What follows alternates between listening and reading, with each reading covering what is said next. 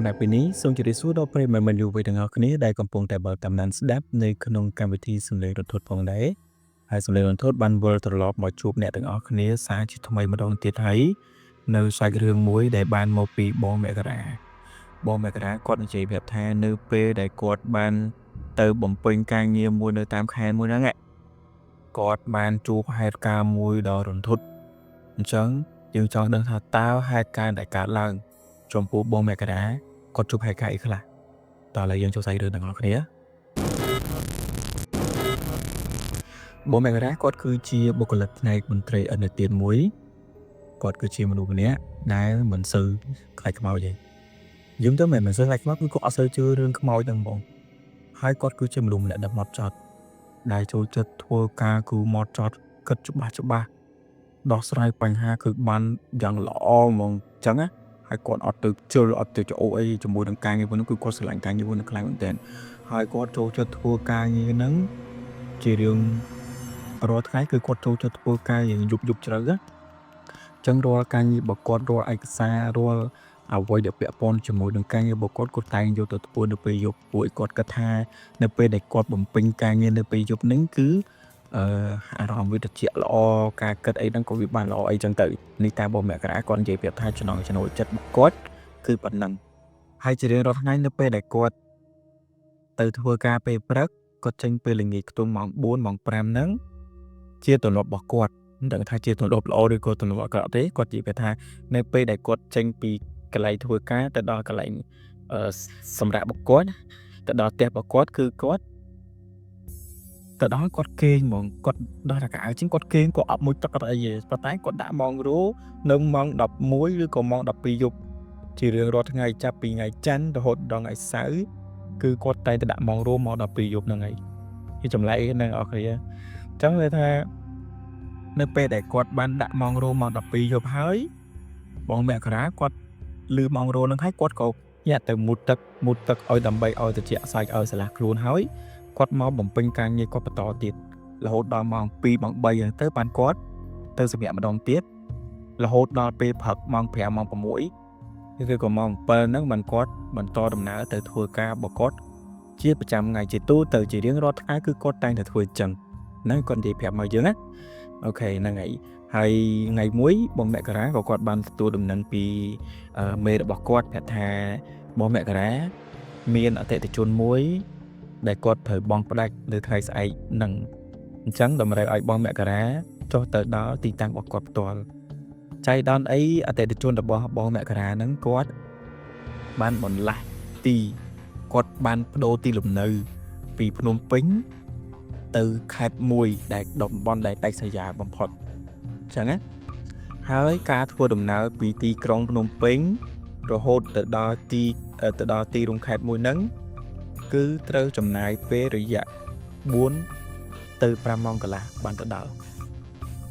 អញ្ចឹងធ្វើឲ្យបងមករាគាត់រៀងបញ្ញាបញ្ញាដែរដោយសារអត់មានគម្រោងការទុកមុននេះត្រូវការងារបើសិនជាមានគម្រោងអ្វីមួយគឺត្រូវគម្រោងយ៉ាងលឿនបំផុតក៏3ថ្ងៃមុនដែរអញ្ចឹងណាប៉ុន្តែនេះគឺគេតម្រូវឲ្យគាត់ត្រូវទៅថ្ងៃស្អែកហ្នឹងហ្មងអញ្ចឹងមកប្រាប់ដល់បងមករាគាត់ក៏អូខេគាត់អត់ជាបញ្ហាអីសម្រាប់គាត់ទេគាត់ក៏សម្រេចចិត្តថានៅក្នុងថ្ងៃហ្នឹងគាត់ធ្វើការតែកន្លះថ្ងៃទេអញ្ចឹងពេលដែលម៉ោងបាយគឺគាត់ចាប់ដើមចេញទៅផ្ទះដើម្បីរៀបចំអាវ៉ាន់របស់គាត់ឯកសាររបស់គាត់និងខោអាវមួយចំនួនដែលទុកគាត់សម្រាប់ផ្លាស់អីចឹងណាហ្នឹងហើយអញ្ចឹងក៏គាត់សម្រេចចិត្តថាម៉ោង3គាត់នឹងចេញដំណើរទៅទីរួមខេត្តមួយហ្នឹងគាត់ក៏សម្រេចចិត្តខ្លួនឯងដែរគាត់គិតថាគាត់ក៏សម្រេចចិត្តខ្លួនឯងដែរគាត់ថាគាត់នឹងសម្រាកនៅតាមផ្លូវហើយបងមករាក៏គាត់បានធ្វើដំណើរចេញពីទីក្រុងភ្នំពេញនៅរសៀលម៉ោង3គាត់ធ្វើដំណើរទៅតាមផ្លូវរហូតលេឡំជាមួយនឹងទេសភាពដ៏ស្អាតពេលល្ងាចមើលថ្ងៃលិចតាមកញ្ចក់ឡាននេះចឹងណាអូខេអារម្មណ៍ fresh ឈៀលចឹងទៅគាត់ជិះរហូតបានខ្ទង់4ម៉ោងទៅជិតដល់ទីរួមខេត្តមួយហ្នឹងហើយប៉ុន្តែគាត់មានអារម្មណ៍ថាឡានរបស់គាត់វាចង់ធ្វើទុកដូចជាលាន់សលេងអីមួយឬក៏ វាការធ្វើដំណើរគឺអត់ smooth អត់រលូនណាអញ្ចឹងក៏បងអ្នកការ៉ាគាត់សម្រេចចិត្តថាបន្តទៅមុខទៀតឲ្យការទៅឡានរបស់គាត់ដឹងហើយគាត់ដឹងច្បាស់ហើយគាត់អ្នកជិះហ៎ហ្នឹងហើយអញ្ចឹងគាត់ក៏សម្រេចចិត្តថាគាត់ទាញទូរស័ព្ទរបស់គាត់មកបើក Google Map ដើម្បីស្វែងរកផ្ទះសំណាក់មួយនៅជិតហ្នឹងដើម្បីគាត់ទៅសម្រាកណាមួយគាត់បើកឡានមករៀងអស់កម្លាំងដែរហ្នឹងហើយជាទូទៅត្រឡប់មកគាត់តែឃើញក្រែហើយគឺគាត់អត់តន់គិតរឿងមួយទឹករឿងអីហ្នឹងឯងចឹងក៏គាត់មើលនៅក្នុង Google Map របស់គាត់ហ្នឹងក៏គាត់បានឃើញមានផ្ទះសំណាក់មួយប្រហែលជា500ម៉ែត្រពីកន្លែងដែលគាត់ហ្នឹងទៅដល់ផ្ទះសំណាក់មួយហ្នឹងគឺប្រហែលជា500ម៉ែត្រចឹងក៏គាត់សម្រេចចិត្តថាគាត់នឹងចូលទៅក្នុងផ្ទះសំណាក់មួយហ្នឹងនៅពេលដែលគាត់បានធ្វើដំណើរកាច់ចូលទៅក្នុងផ្ទះសំណាក់មួយហ្នឹងហើយនៅតាមផ្លូវដែលបត់ចូលហ្នឹងគឺវាមានសភាពដូចជាមានព្រៃអមសងខាងដែរអញ្ចឹងណាអូខេហើយគាត់ជិះទៅដល់ផ្ទះសំណាក់មួយហ្នឹងគាត់ក៏បានកលេចមើលថាផ្ទះសំណាក់មួយហ្នឹងបែបរាងបុរាណវាមានឈើលាយជាមួយនឹងថ្មអញ្ចឹងណាវាជាផ្ទះថ្មប៉ុន្តែវាដេកឈើអីមើលទៅសមរម្យស្អាតមើលទៅរៀងយូរឆ្នាំដែរហើយផ្ទះមួយហ្នឹងអញ្ចឹងគាត់ក៏សម្រេចថាជិះចូលទៅក្នុងទីធ្លានៃផ្ទះសំណាក់មួយហ្នឹងអញ្ចឹងគាត់ក៏បានជិះចូលទៅហើយគាត់ក៏បានឃើញសន្តិសុខមួយរៀងចំណាស់ដែរខ្ទង់អាយុប្រហែលជាខ្ទង់50ឆ្នាំជាងហើយហ្នឹងហើយគាត់ក៏សម្រេចចិត្តគាត់ចតឡានហើយគាត់ក៏ចុះទៅ check in ជាមួយនឹងសន្តិសុខមួយហ្នឹងគាត់ក៏ទៅដល់គាត់សួរបងមានសល់បន្ទប់អត់អញ្ចឹងណាហ្នឹងហើយបើសល់បន្ទប់ឲ្យបន្ទប់ខ្ញុំមួយអញ្ចឹងមកស្ទុះក្រោយមកលោកតាម្នាក់ហ្នឹងក៏អត់មានបាននិយាយអីទេគាត់ក៏ហុចសោហ្នឹងឲ្យមកបងមេការ៉ាហើយគាត់ក៏លេខទៅមើលលើសោហ្នឹងគឺដាក់បន្ទប់លេខ404អញ្ចឹងនៅពេលដែលគាត់ឲ្យទៅហើយបងមេការ៉ាគាត់ចាប់ដើមទីសោពីដៃប៉ុន្តែគាត់កាន់អាសោហ្នឹងមិនជាប់ធ្វើឲ្យបងមេការ៉ាក៏លេខទៅមើលមុខសន្តិសុខមួយហ្នឹងហើយសន្តិសុខមួយហ្នឹងក៏បាននិយាយថាបើឮសំឡេងកកេនៅខាងក្រោមខែមិនបាច់ចាំអើតមើលទេហើយបើឮសំឡេងអ្នកណាគោះទ្វារក្រៅពីខ្ញុំក៏មិនបាច់ចាំបើកឲ្យទេដែរនឹងគាត់និយាយដល់ម៉ាត់មុនហ្នឹងពាក្យរៀងចម្លែកខ្ញុំទៅអញ្ចឹងគាត់ក៏អើយឆ្ងល់ក្នុងចិត្តទេតែគាត់ឆ្លើយថាបាច់អត់អីអញ្ចឹងគាត់ក៏សម្រេចថាគាត់យកសោនឹងដើម្បីឡើងទៅជាន់ទី4នៅបន្ទប់លេខ404ហ្នឹងអញ្ចឹងណាអញ្ចឹងគាត់បានចូលទៅដល់បន្ទប់ហ្នឹងហើយគាត់ចូលទៅដល់គាត់រៀបចំខោអាវរបស់គាត់ដាក់នៅក្នុងទូស្ថានភាពក្នុងបន្ទប់ហ្នឹងគឺទូកៅអៅដាក់ទូដាក់កៅអៅហ្នឹងគឺនៅចំហៀងបន្ទាប់មកនៅខាងគៀនហ្នឹងគឺមានតុមួយសម្រាប់គាត់ដាក់អីវ៉ៃអីវ៉ាន់របស់គាត់ដាក់ឯកសាររបស់គាត់ទាំងទៅអញ្ចឹងគាត់រៀបចំអញ្ចឹងនៅពេលដែលគាត់រៀបចំហើយគាត់គិតថាគាត់ចង់ទៅសម្រាប់តែគាត់ចង់នៅបំពេញការងាររបស់គាត់បន្តិចទៀតតែគាត់អត់មើលម៉ោងទេគាត់ពងតែអង្គុយរៀបចំឯកសាររបស់គាត់បើកកុំព្យូទ័ររបស់គាត់អីហើយគាត់ស្រាប់តែឮសំឡេងមួយចេញពីក្នុងទូរស័ព្ទរបស់គាត់គឺសំឡេងម៉ោងរោរបស់គាត់នៅម៉ោង12យប់ចឹងមានន័យថាគាត់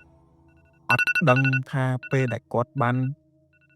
ចូលមកដល់ផ្ទះសំណាក់ហ្នឹងនៅម៉ោងប៉ុន្មានគាត់នៅរៀបចំបន្ទប់គាត់អីមិនរៀបចំស្អីខ្លះរបស់គាត់អត់ដឹងចំណាយពេលរយៈពេលប្រហែលនេះស្រាប់តែ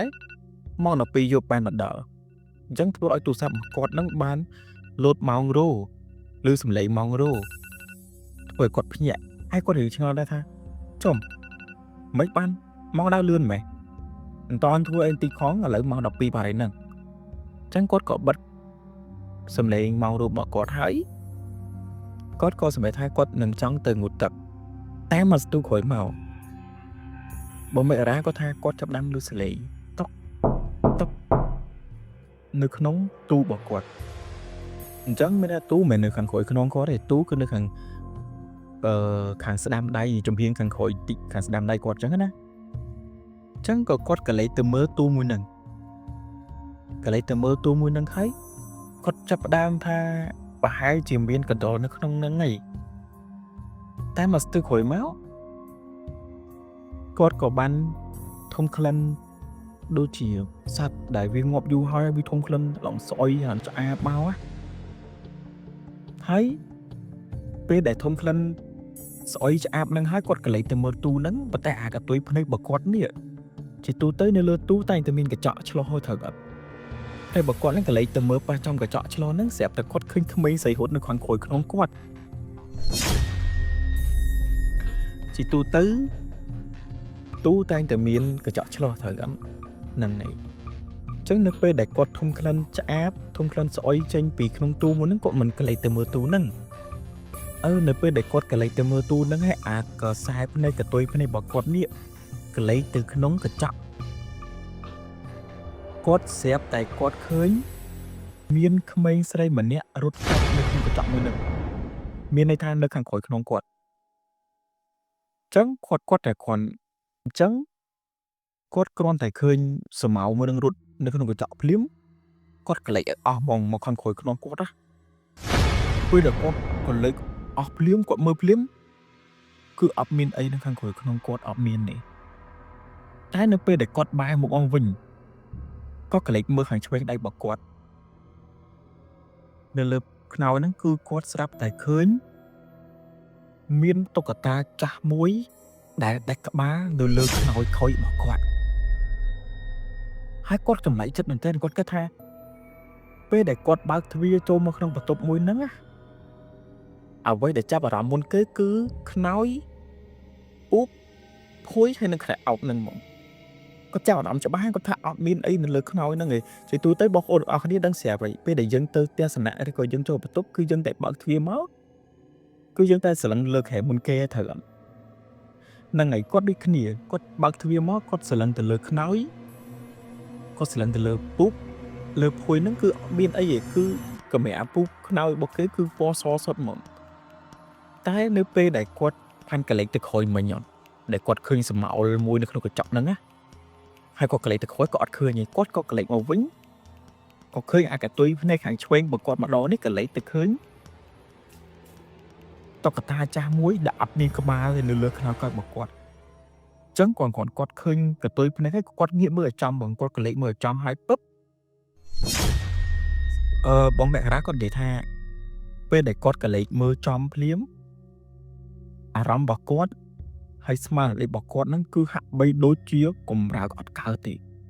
គាត់ធ្វើអីក៏អត់កើតដែរបានតែសំឡឹងទៅមើលតុក្កតាមួយហ្នឹងឯងមួយសន្ទុះក្រោយមកបងមករាគាត់ថាគាត់ចាប់ផ្ដើមដូចជាមានដៃពីរមកពីក្រោយខាងក្រោយខ្នងរបស់គាត់មកខ្ទប់ភ្នែករបស់គាត់ឡើងទៅជាដៃបាត់ដៃកូនក្មេងណាអញ្ចឹងគ្រាន់តែពេលនឹងភ្លាមគាត់ដឹងថាមានដៃពីរកំពុងតែលូបពីក្រោយមកដើម្បីបិទភ្នែករបស់គាត់ពេលដែលបិទភ្នែករបស់គាត់គឺគាត់ល្ងិតឆឹងមកពេលដែលបិទភ្នែកឲ្យគាត់ល្ងិតឆឹងហើយគាត់ក៏បាត់បង់អត់ដឹងថាវាកើតហេតុអីទៀតណាវាអត់មានថាជួបអីកើតឡើងទៀតគាត់បិទភ្នែកហ្នឹងហើយគាត់ឮសំឡេងខ្សឹបលើតិចរបស់គាត់ថាប៉ាមកលេងមួយកូនអត់ប៉ាគ្រាន់តែគាត់ឮសំឡេងប៉ុណ្្នឹងខ្សឹបដាក់តិចរបស់គាត់ហើយគាត់ថាកងឹតសូនឆឹងគាត់លែងដឹងខ្លួនអ្វីទាំងអស់គឺមានថាគាត់ស្លាប់ហ្មងណាអញ្ចឹងគាត់បាត់បង់ស្មារតីអស់ហើយគាត់លែងដឹងអីទាំងអស់ព្រឹកឡើងប្រហែលជាខ្ទង់ម៉ោង8គាត់ក៏បានភ្ញាក់ដឹងខ្លួនឡើងគឺគាត់ឃើញស្ថានភាពខ្លួនរបស់គាត់នេះកំពុងតែគេងនៅលើការ៉ូនៅក្នុងបន្ទប់មួយប៉ុន្តែបន្ទប់មួយនោះគឺមិនមែនជាបន្ទប់ដែលគាត់បានឃើញយប់មិញទេបន្ទប់មួយនោះគឺមានសភាពចាស់ទុបទ្រោមមានទលីដីហើយមានសរសៃពីពីរងពាត់ជុំវិញហ្នឹងមានតែពន្លឺចូលតាមប្រួយបន្តិចដែលធ្វើឲ្យគាត់កលេចមើលជុំវិញខ្លួនរបស់គាត់ឃើញព្រាខ្មៅខ្វាយហ្នឹងបងមេរ៉ាគាត់ភ័យខ្លាំងណាស់តែគាត់តាំងស្មារតីគាត់បានល្អគាត់ព្យាយាមប្រមូលនៅឯវាយអវ៉ាន់របស់គាត់នឹងមានកុំព្យូទ័រមាន laptop មានឯកសាររបស់គាត់ប្រមូលដាក់ហើយគាត់អោបខ្ទប់រត់មកដើម្បីចុះមកក្រោមចឹងនៅពេលដែលគាត់ចុះមកក្រោមហើយគាត់ក៏បានឃើញជាមួយនឹងសន្តិសុខម្នាក់ប៉ុន្តែសន្តិសុខម្នាក់ហ្នឹងគឺមិនមែនជាសន្តិសុខដូចយប់មិញទេសន្តិសុខយប់មិញគឺរៀងចំណាស់ តែសន្សុកនេះរឿងក្មេងប្រហែលជាខ្ទង់អាយុ20ស្ដើងនឹងចឹងគាត់រត់មកហើយគាត់បានមកជួបជាមួយនឹងសន្សុកហ្នឹងគាត់ថាបងយប់មិញខ្ញុំមកជួបបងឯងមែនហើយមិនបានបងឯងឲ្យខ្ញុំទៅនៅក្នុងអាបន្ទប់មួយដែលគេបោះបង់ចោលចឹងសន្សុកហ្នឹងក៏គាត់ថាបងឯងនៅបន្ទប់លេខម៉ានគាត់ប្រាប់ថាគាត់នៅបន្ទប់404គ្រាន់តែឮសំឡេងគ្រាន់តែឮពាក្យថា404ភ្លាមសន្តិសុខមួយហ្នឹងក៏គាត់បាននិយាយប្រាប់ទៅបងមករាភ្លាមតាំងភ្នែកបកធំថាបងជាន់ទី4ហ្នឹងណាតកែខ្ញុំគាត់ឲ្យបិទយូរហើយតាំងពី5ឆ្នាំមុនមកហើយជាន់ទី4ហ្នឹងគឺគេមិនដែលទៅកសាងក៏ជួសជុលអីទៀតអត់ទេគេបើកតែជាន់ទី1ជាន់ទី2និងជាន់ទី3ទេហើយមិនអត់បងទៅដល់ហ្នឹងណាគេឲ្យបងឯងទៅគាត់ក៏ប្រាប់ទៅសាន់ថងថាយប់មិញគាត់ជួបជាមួយនឹងតាចាស់ម្នាក់ដែលជាអ្នកមើលការខុសត្រូវនៅក្នុងទស្សនៈមួយហ្នឹងអញ្ចឹងសាន់ថងក៏គាត់ប្រាប់ថាអូពេលហ្នឹង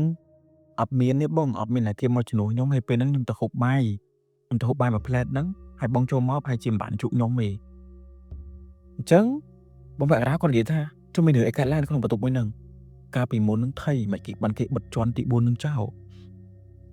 សាន់សុងថាគាត់មកធ្វើការកន្លែងហ្នឹងបាន6ឆ្នាំហើយការគាត់បានធ្វើការដំបូងបាន1ឆ្នាំគាត់ជួបហេតុការណ៍មួយដែលមានបុរសម្នាក់និងក្មេងស្រីម្នាក់ដែលត្រូវជាឪពុកហើយនឹងកូនបាន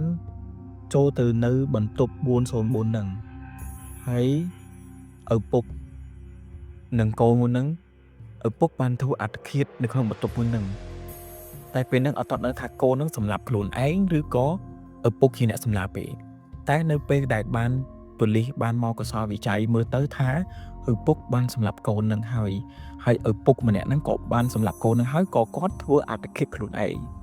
មូលហេតុគឺដោយសារតែគាត់មានវិបត្តិផ្លូវចិត្តរបស់គាត់